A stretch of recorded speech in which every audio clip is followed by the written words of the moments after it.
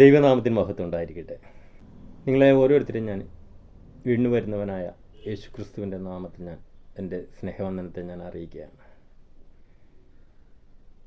ഞാനിന്ന് നിങ്ങളോട് വചനത്തിലൂടെ സംസാരിക്കാനായിട്ട് ആഗ്രഹിക്കുന്നത് മത്തായിയുടെ സുവിശേഷം അതിൻ്റെ 5-ാം അധ്യായം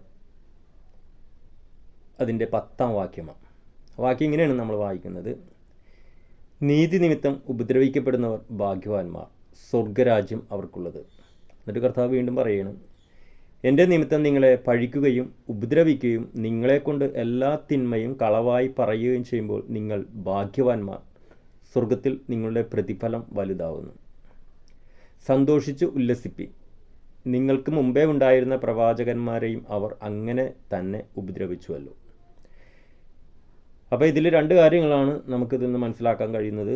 അതിൽ 10 വായിക്കുന്നു, നീതി നിമിത്തം ഉപദ്രവിക്കപ്പെടുന്നവർ ഭാഗ്യവാന്മാർ. അപ്പോൾ ഒരു നീതിയെക്കുറിച്ചിട്ട് അവിടെ സംസാരിക്കുന്നുണ്ട്. നമുക്കറിയാം, നമ്മളുടെ നീതീകരണം യേശു ക്രിസ്തു മുഖാന്തരമാണ്.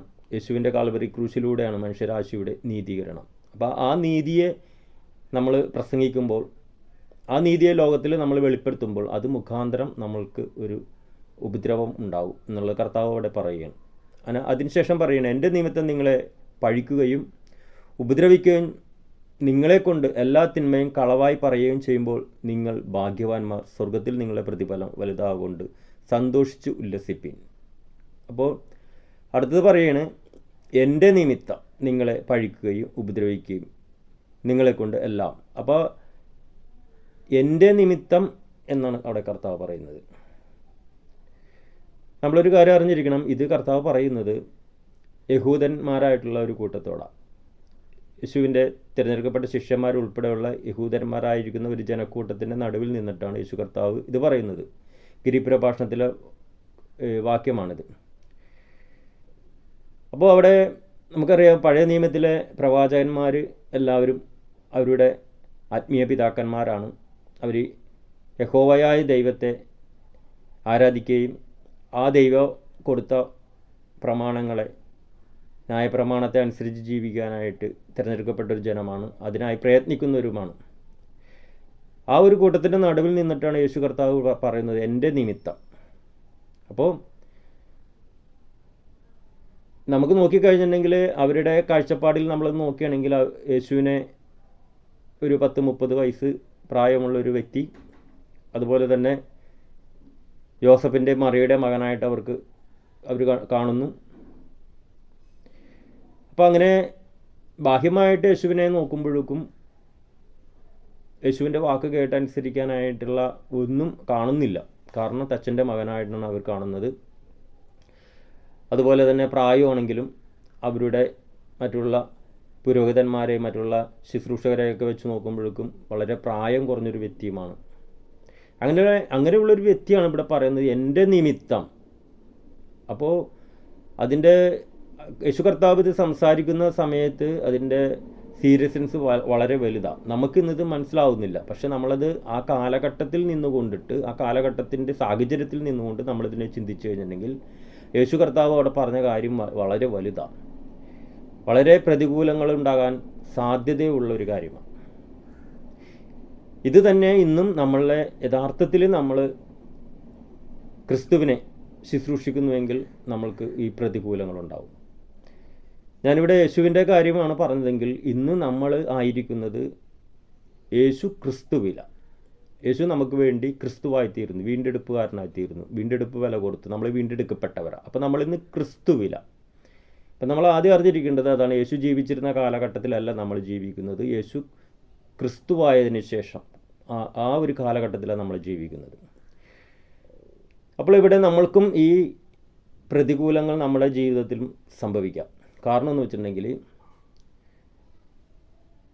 ഒരു വ്യക്തിക്ക്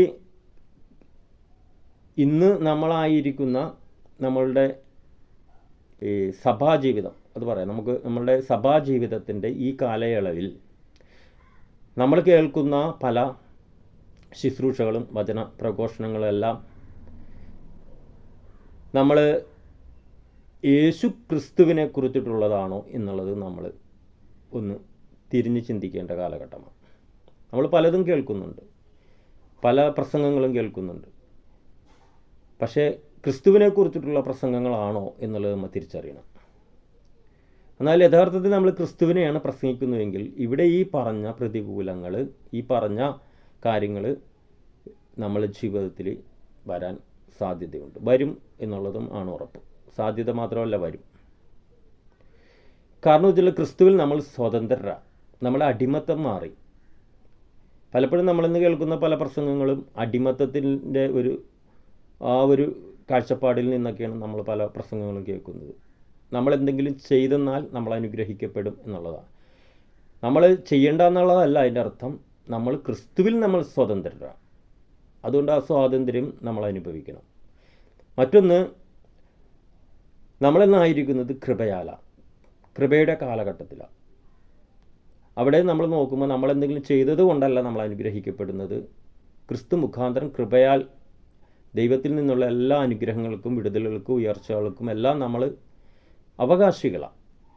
അപ്പോൾ ഇത് പ്രസംഗിച്ചെന്നാലും ഇന്നത്തെ കാലഘട്ടത്തിൽ പല പ്രതികൂലങ്ങളും നമ്മുടെ ജീവിതത്തിൽ സംഭവിക്കാം. മറ്റൊന്ന്, നമ്മളിന്നായിരിക്കുന്നത് ദൈവരാജ്യത്തിലാണ്. അപ്പോൾ ദൈവരാജ്യത്തിൻ്റെ വെളിപ്പാടിൽ നിന്നും ആ ദൈവരാജ്യത്തിൻ്റെ നിയമങ്ങളും വ്യവസ്ഥകളും നമ്മൾ അനുസരിച്ച് ജീവിക്കേണ്ടവരാണ് എന്നും നമ്മൾ ഇന്ന് പ്രസംഗിച്ചെന്നാലും നമുക്ക് ഈ പറഞ്ഞ പ്രതികൂലങ്ങളുണ്ടാകാം. അപ്പോൾ യേശു പറഞ്ഞത്, എൻ്റെ നാമനിമിത്തം നിങ്ങളെ പഴിക്കുകയും ഉപദ്രവിക്കുകയും നിങ്ങളെക്കൊണ്ട് എല്ലാ തിന്മയും കളവായി പറയുകയും ചെയ്യുമ്പോൾ നിങ്ങൾ ഭാഗ്യവാന്മാർ, സ്വർഗത്തിൽ നിങ്ങളുടെ പ്രതിഫലം വലുതാകൊണ്ട് സന്തോഷിപ്പീൻ. അപ്പോൾ ഒരു വ്യക്തിയിൽ ക്രിസ്തുവിൻ്റെ വെളിപ്പാടും കൃപയുടെ വെളിപ്പാടും ദൈവരാജ്യ വെളിപ്പാടും ഉണ്ടെങ്കിൽ ആ വെളിപ്പാടിൽ നിന്നൊരു വ്യക്തി ദൈവവചനം ശുശ്രൂഷിച്ചെന്നാൽ തീർച്ചയായിട്ടും ആ വ്യക്തിക്ക് പ്രതികൂലമുണ്ടാവും. ആ വ്യക്തിയുടെ ശുശ്രൂഷയ്ക്കെതിരെ ഇന്നത്തെ പല ശുശ്രൂഷകരും എഴുന്നേൽക്കുവാനും അതിനെതിരെ സംസാരിക്കുവാനും സാധ്യതയുണ്ടെന്നല്ല, അപ്പോൾ തന്നെ ഉറപ്പിച്ച് പറയാം, അങ്ങനെയുള്ള പ്രതികൂലങ്ങളുണ്ടാകും. കാരണം ഒരു വ്യക്തിയിൽ ക്രിസ്തുവിൻ്റെ വെളിപ്പാട് ലഭിക്കുമ്പോൾ അവൻ ക്രിസ്തുവിൽ സ്വതന്ത്രനാണെന്നുള്ള ബോധ്യം ഉണ്ടാവും. ഒരു വ്യക്തി കൃപയുടെ വെളിപ്പാട് ലഭിക്കുമ്പോൾ എല്ലാം ദൈവത്തിൻ്റെ കൃപയാലാണ് ഞാൻ അനുഭവിക്കുന്നത്, എൻ്റെ ഗുണമോ എൻ്റെ നേർച്ച കാഴ്ചകളോ എൻ്റെ ന്യായപ്രമാണ അനുസരണ കൊണ്ടല്ല, ദൈവത്തിൻ്റെ കൃപയാൽ ക്രിസ്തുവേശുവിൽ ഈ അനുഗ്രഹങ്ങൾ എനിക്ക് ഉള്ളതാണെന്നുള്ള തിരിച്ചറിവും ബോധ്യം ഉണ്ടാവും. മറ്റൊന്ന്, നമ്മളായിരിക്കുന്ന ഈ ദൈവരാജ്യത്തിൽ ഒരു പ്രമാണമുണ്ട്. അതാണ് യേശു പറഞ്ഞത്, ഞാനോ നിങ്ങളോട് കൽപ്പിക്കുന്നു എന്ന് യേശു പലയിടങ്ങളിലും പറയുന്നുണ്ട്. മത്തായിയുടെ സുവിശേഷം 5, 6, 7 ഒക്കെ നമ്മൾ വായിക്കുമ്പോൾ അവിടെ പലയിടത്തും പറയുന്നുണ്ട്. ന്യായപ്രമാണത്തെ ഉയർത്തി കാണിച്ചിട്ട് യേശു കർത്താവ് പറയുന്നുണ്ട്, ഞാനോ നിങ്ങളോട് കൽപ്പിക്കുന്നു. അപ്പോൾ നമ്മൾ ദൈവരാജ്യത്തിലാണെങ്കിൽ നമ്മൾ ദൈവരാജ്യത്തിലേക്ക് ചേർക്കുവാൻ വചനം ജഡമെടുത്ത് വന്ന് നമ്മളെ ദൈവരാജ്യത്തിലാക്കി വച്ചിരിക്കുന്ന ക്രിസ്തു മുഖാന്തരം നമുക്ക് ചില ഉപദേശങ്ങളും ചില കൽപ്പനകളും നമുക്ക് നൽകിയിട്ടുണ്ട്. അത് നമ്മൾ അനുസരിക്കുവാനും നമ്മൾ ബാധ്യസ്ഥനാണ്. അപ്പോൾ ദൈവരാജ്യത്തിൽ ആയിരിക്കുമ്പോൾ നമ്മൾ ക്രിസ്തുവിൻ്റെ ഉപദേശം നമ്മൾ സ്വീകരിക്കണം. അതുകൊണ്ടിട്ടാണ് നമ്മൾ വായിക്കുന്നത്, ക്രിസ്തുവിൻ്റെ ഉപദേശത്തിൽ നിലനിൽക്കാതെ അതിർ കടന്നു പോകുന്ന ഒരുവനിലും ദൈവമില്ല എന്ന് യോഹന്നാൻ നമുക്ക് ലേഖനങ്ങളിലൂടെ നമുക്ക് വെളിപ്പെടുത്തി തരുന്നുണ്ട്. അപ്പോൾ ക്രിസ്തുവിൻ്റെ ഉപദേശവും നമ്മളെ സ്വതന്ത്രരാക്കുന്നതാണ്. പക്ഷേ ക്രിസ്തുവിൻ്റെ ഉപദേശത്തിൽ നമ്മൾ ചില അനുസരണകൾ കാണിക്കേണ്ടതായിട്ടുണ്ട്. യേശു ഈ ഭൂമിയിൽ വന്ന് പ്രസംഗിച്ച പ്രസംഗങ്ങൾ എന്തെന്ന് തിരിച്ചറിയുകയും അത് പ്രകാരം നമ്മുടെ ഈ ഭൂമിയിലെ ജീവിതത്തെ നമ്മൾ ക്രമീകരിക്കേണ്ടത് ആവശ്യമാണ്. അപ്പോഴാണ് നമ്മൾ ദൈവരാജ്യത്തിൻ്റെ ആ ഡിസിപ്ലിനിൽ ജീവിക്കുന്നവരായി നമ്മൾ മാറുകയുള്ളൂ. അപ്പോൾ യേശു ഈ ഭൂമിയിൽ വന്ന് സ്ഥാപിച്ചത് ദൈവരാജ്യമാണ്. അതുകൊണ്ടിട്ടാണ് യേശു കർത്താവ് പ്രസംഗിച്ചത്, ദൈവരാജ്യം സമീപിച്ചിരിക്കയാൽ മാനസാന്തരപ്പെടുവി എന്ന് സ്നാപയോഹന്നാനും പ്രസംഗിച്ചു തുടങ്ങിയതും യേശു കർത്താവ് പ്രസംഗിച്ചു തുടങ്ങിയതും ഇത് തന്നെ. അപ്പോൾ ദൈവരാജ്യത്തിലാകാൻ കൃപയാൽ നമുക്ക് യോഗ്യത ദൈവം തന്നു എങ്കിൽ ദൈവരാജ്യത്തിലാണെങ്കിൽ നമുക്ക് ചില ഉപദേശങ്ങളും ചില കൽപ്പനകളും എല്ലാം ഉണ്ട്. അത് യേശു ക്രിസ്തുവിൻ്റെ പ്രസംഗങ്ങളിലൂടെ നമുക്ക് മനസ്സിലാക്കാം. അത് നമ്മൾ അനുസരിക്കുക, നമ്മൾ ബാധ്യസ്ഥരാണ്. അപ്പോൾ ഇത് പറയുമ്പോഴും ചില ആൾക്കാർ എതിർത്തേക്കാം, നമ്മൾ ക്രിസ്തുവിൽ സ്വതന്ത്രരായതുകൊണ്ട് ഇനി എങ്ങനെയും ജീവിക്കാം, എല്ലാം കൃപയാലാണ്. അല്ല, അങ്ങനെയല്ല. നമ്മൾ ഒരു രാജ്യത്തിലാണ്, ആ രാജ്യത്തിൻ്റെ നിയമങ്ങളുണ്ട്, അതനുസരിക്കാൻ നമ്മൾ ബാധ്യസ്ഥരാണ്. അപ്പോഴും ഈ പറഞ്ഞ പോലെ യേശുവിനെ പ്രതിയുള്ള ചില പ്രതികൂലങ്ങൾ നമ്മുടെ ജീവിതത്തിൽ വരാം. അപ്പോൾ തന്നെ നമ്മൾ ക്രിസ്തുവിൽ നമ്മൾ സ്വതന്ത്രരാണ്. ഇത് നമ്മൾ പ്രസംഗിക്കുമ്പോഴും ഈ ന്യായപ്രമാണത്തെ മുറുകെ പിടിച്ചുകൊണ്ട് പല കാര്യങ്ങളും പ്രസംഗിക്കുന്ന, പഴയ നിയമങ്ങളെ പ്രസംഗിക്കുന്ന പലർക്കും അത് അത്ര രസിക്കത്തില്ല. അവരും നമുക്ക് പ്രതികൂലമായിട്ട് വരാം. അപ്പോൾ തന്നെ നമ്മൾ കൃപയുടെ കാര്യം നമ്മൾ പ്രസംഗിച്ചാൽ, കൃപയാലുള്ള രക്ഷയെക്കുറിച്ച് നമ്മൾ പ്രസംഗിക്കുമ്പോഴും അവിടെ ഈ പറഞ്ഞ പോലെയുള്ള ആൾക്കാരിൽ നിന്നും പല പ്രതികൂലങ്ങളും ഉണ്ടാകാം. അപ്പോൾ ഈ കാലഘട്ടത്തിൽ നമ്മൾ യഥാർത്ഥത്തിൽ യേശുവിനെ ക്രിസ്തുവാണെന്ന് പ്രസംഗിച്ചാൽ, ക്രിസ്തുവിലുള്ള സ്വാതന്ത്ര്യം എന്താണെന്ന് പ്രസംഗിച്ചാൽ, കൃപയാലാണ് നമ്മൾ നിൽക്കുന്നതെന്ന് പ്രസംഗിച്ചെന്നാൽ, ദൈവരാജ്യത്തിലായിരിക്കുമ്പോൾ നമുക്കൊരു നിയമവ്യവസ്ഥകളുണ്ട്, നമ്മളെങ്ങനെയും ജീവിക്കാനുള്ളവരല്ല എന്നുള്ള നമ്മൾ പ്രസംഗിച്ചെന്നാൽ ഈ പറഞ്ഞ വചനത്തിൻ്റെ നിവൃത്തി നമ്മുടെ ജീവിതത്തിലുണ്ടാവും. എൻ്റെ നിമിത്തം നിങ്ങളെ കൊണ്ട് അവിടെ എഴുതിയിരിക്കുന്നു, എൻ്റെ നിമിത്തം നിങ്ങളെ പഴിക്കും, ഉപദ്രവിക്കും, നിങ്ങളെക്കൊണ്ട് എല്ലാ തിന്മയും കളവായി പറയും. ഇതെല്ലാം നമ്മുടെ ജീവിതത്തിൽ നടക്കും. ഞാൻ ഇനിയുള്ള മുന്നോട്ടുള്ള ഓരോ വചന ശുശ്രൂഷയിലൂടെയും എന്താണ് ദൈവരാജ്യമെന്നും എന്താണ് ക്രിസ്തുവെന്നും എന്താണ് കൃപയെന്നും എനിക്ക് ദൈവത്തിൻ്റെ ആത്മാവ് വെളിപ്പെടുത്തി തന്നതനുസരിച്ച് നിങ്ങളോട് സംസാരിക്കാനായിട്ട് ഞാൻ ആഗ്രഹിക്കുകയാണ്. അതുകൊണ്ട് നിങ്ങൾ ഇനിയുള്ള എൻ്റെ വചന ശുശ്രൂഷ കേൾക്കുവാനായിട്ട് നിങ്ങൾ കാത്തിരിക്കുക. അപ്പോൾ തന്നെ നിങ്ങൾ ഈ ചാനലൊന്ന് സബ്സ്ക്രൈബ് ചെയ്തിട്ട് കഴിഞ്ഞിട്ടുണ്ടെങ്കിൽ ഞാൻ ഇടുന്ന എല്ലാ ശുശ്രൂഷകളും അപ്പോൾ തന്നെ നിങ്ങൾക്ക് നോട്ടിഫിക്കേഷനായി ലഭിക്കുന്നതായിരിക്കും. അതുകൊണ്ടിട്ട് നിങ്ങൾ ഈ ചാനലൊന്ന് സബ്സ്ക്രൈബ് ചെയ്യുക, ബെൽ ബട്ടൺ ഒന്ന് അമർത്തുക. നിങ്ങൾക്ക് ഈ ശുശ്രൂഷ ഇഷ്ടമായെങ്കിൽ നിങ്ങൾ മറ്റുള്ള സഹോദരങ്ങൾക്ക്, സഹോദരിമാർക്കെല്ലാം നിങ്ങൾ ഷെയർ ചെയ്യുക. നമുക്ക് ഒരുമിച്ച് ക്രിസ്തുയേശുവിനാലുള്ള അനുഗ്രഹങ്ങൾ അനുഭവിപ്പാൻ ദൈവം ഇടയാക്കട്ടെ എന്ന് പ്രാർത്ഥിക്കുന്നു. എന്നെ കേൾക്കുന്ന ഓരോരുത്തരെയും ക്രിസ്തുവിൽ ഞാൻ അനുഗ്രഹിക്കുകയാണ്.